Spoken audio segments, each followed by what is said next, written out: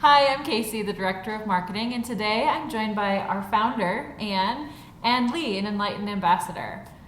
Recently, we've been made aware of how similar we are, and yet how different we all are. But God created us each individually with our own unique strengths, our own unique struggles.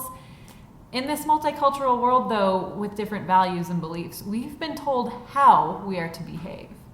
Ladies, what do you think the Lord would say? How do you think he would view our value and others' value? Well, I think we need to look at ourselves the way the Lord looks at us. And we need to look at others the way the Lord looks at others. That we are wonderfully made by God. That we hold such value. That we are loved, as well as others are made by the Lord and are loved also. And we should treat them as if they were wonderfully and perfectly made, just as we were. We're all equal. We're all gifts of the Lord.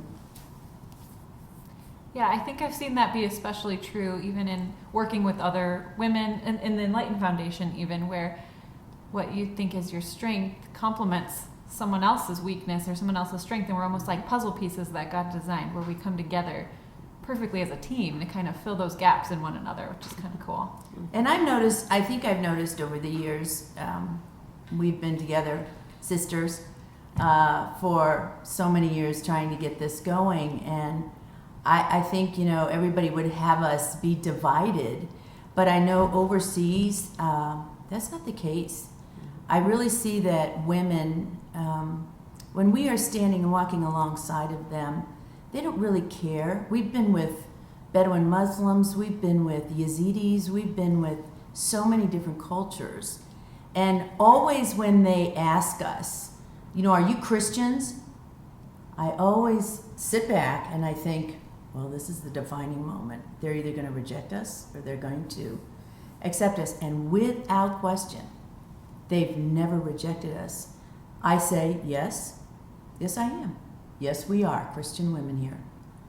And they sit for a minute, and then they ask us a question that they want an answer to as a female and their family, like, this is happening that's wrong with me. How do you handle this? And I think women realize that it doesn't make any difference what culture you're from. You really are, especially as Christian women, you really can walk alongside others and just say, there is a hope for you.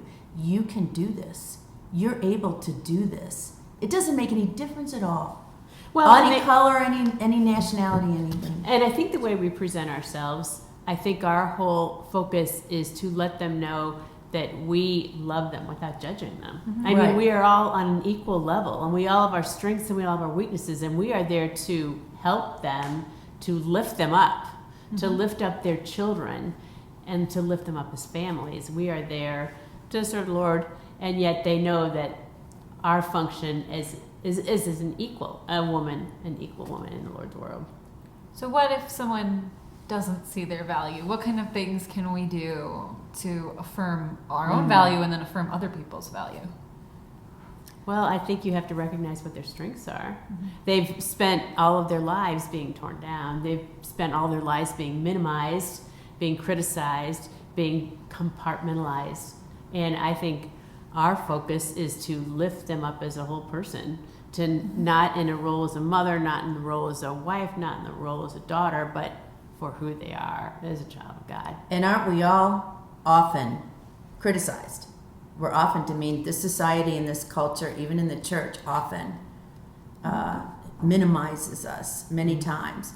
It takes everything we can do to stand in the light of God and away from the shadow of others. And that means anyone, mother, husband, brother, everybody. You have to stand aside from their shadows in front of the Lord and realize you have great power in this world. And as Christian women, I really feel like we're called to that power. We have such a great ability to have the empathy that we need against some of the societal values that we, even in our own country, that we can stand and say, is that really what God's calling you to do? Is that really something that's inside your purpose? And oftentimes they'll get angry, but that's our job. That really is our job, to stand firm and say, it's okay, and you can do this. Do this in God's light, not anyone else's deciding light for you.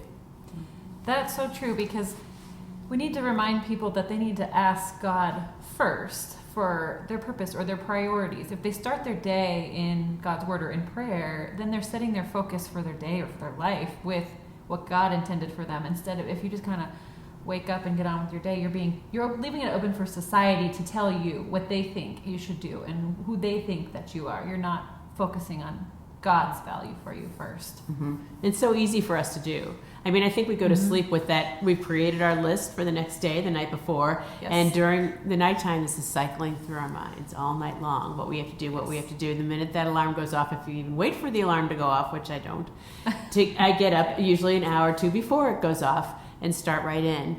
And the day is so different if I don't take that time to center myself in the Lord and say, I really need to know that you're with me today and guide me, lead me in what to say and how to treat people, and may I be a blessing to people in this day, to others in this day. It makes a whole difference. I was talking with Wanda, one of our oldest prayer walkers, and a darling, darling woman. She's been suffering with Parkinson's for so long.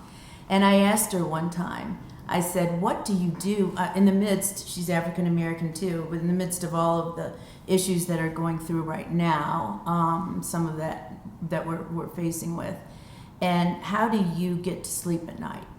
And her answer is, I never go to bed without listening to the Lord and reading the Lord's words. I pray on my knees every night. And I remember when we would be on trips, and Alice, our other prayer walker, would find her asleep on her knees with her head on the pillow praying.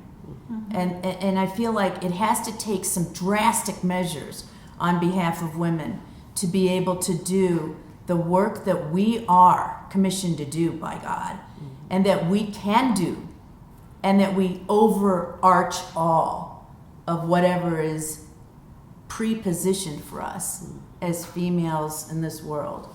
I think that's the perfect place to leave that. Thank you guys for a great discussion. I know that value and worth is a really personal topic, so we've created a handout for you to print at home and have this discussion internally. Write down your answers. And if you feel like you're ready to start your own small group or have this conversation with other Christian women, the Enlighten Foundation leads a virtual journey group. You can join us. Come to the Enlighten Foundation's website and click on the journey for more information.